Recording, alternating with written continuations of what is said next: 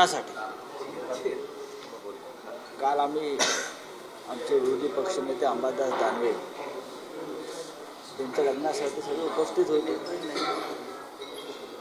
पण मराठवाड्याकडे गेल्या 15 दिवसापासून माननीय उद्धव ठाकरे साहेबांच्या नेतृत्वाखाली आम्ही संपूर्ण मराठवाड्याची लोकसभा मतदारसंघ झाडाझडती घेतली. कोण कोणत्या जागा कुठे लढवू शकेल याच्यावरती आमचं एकमत झालं. मराठवाडा हा कायम शिवसेनेचा गड राहिला. 2019ला संभाजीनगरला जे घडलं, जो अपघात घडला शिवसेनेच्या बाबतीत, त्याच्या दुरुस्ती संदर्भात आता पावलं टाकली जात आहेत. मराठवाड्यामध्ये काँग्रेस, राष्ट्रवादी आणि शिवसेना हे नक्कीच एकत्रपणे लढतील. काँग्रेसचं राष्ट्रवादीबरोबरचं आमचं जागा वाटप जवळजवळ निश्चित झालेलं आहे. वंचित बहुजन आघाडीबरोबर ती चर्चा अंतिम टप्प्यात आहे. माननीय बाळासाहेब आंबेडकर हे अत्यंत सकारात्मक आहेत. ज्या वेळेला कोणीही मागच्या दारानं भारतीय जनता पक्षाला मदत करण्याचा प्रयत्न करणार नाही,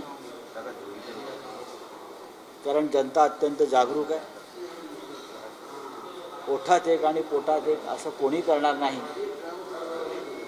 आणि महाविकास आघाडीतले किंवा इंडिया ब्लॉकमधले सगळे घटक एकमेकांना मदत करतील असं ठरलेलं आहे.